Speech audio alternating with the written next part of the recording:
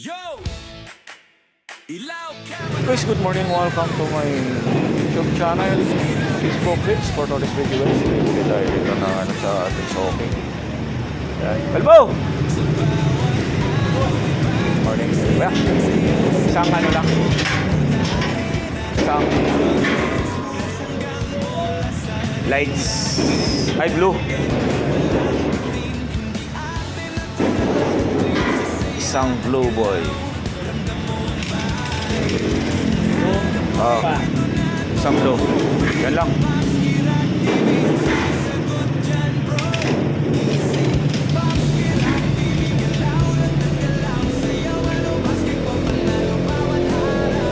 Alright. Thank you. Hi.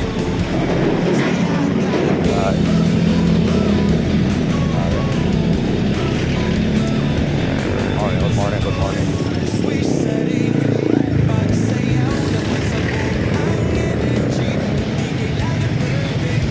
Pasok na tayo. Alright.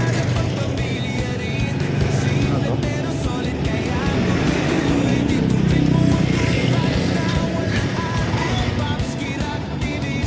Let's go.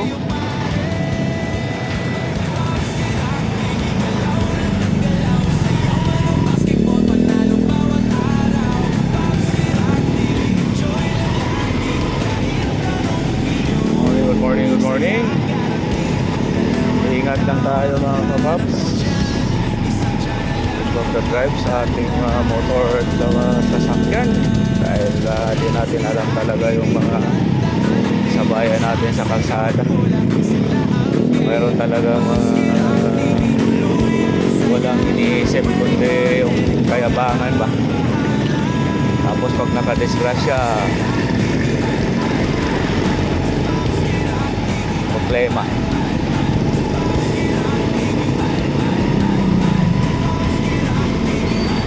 Kaya yan sinasabi ko palagi guys, dapat talaga sa kalsada ay ano tayo kapag ano tayo, huwag tayo basta-basta kasi huwag masabi talaga.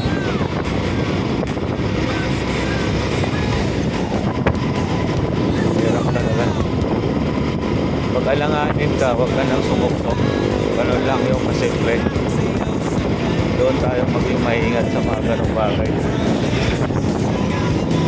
Kasi iniisip kasi natin palagi, hindi ka eh.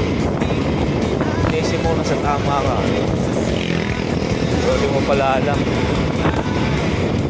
sa ganong iniisip mo, doon ka pala magkaroon ng problema. Kaya relax lang mga kabang na yung pag-drive.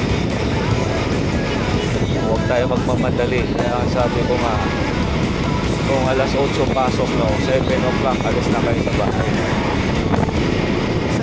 Yun yung tamang 1 hour. Malayo man yan, malapit. 1 hour. Para kung matraffic ka man, meron ka pang chance na hindi ka malate or hindi ka magmadali sa kalsada. Yun yung number 1 doon. Hindi ka basta-basta. Dahil yun lang importante. Yung hindi ka nagmamadali sa kalsada talaga. Kailangan lang talaga dyan na ano ka.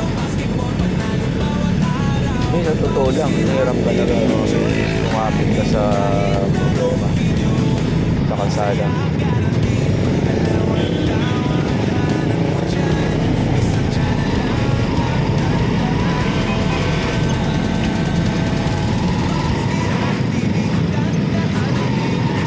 Kaya ingat lang tayo mga kabab.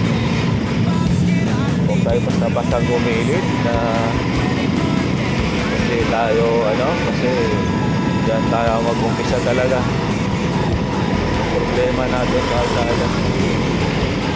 Pag may nagmamayabang sa inyo sa kalsada, bayaan nyo na, huwag nyo nang patulan. Wala naman mapapala dyan. mangyayari lang sa'yo doon, mapapahama ka lang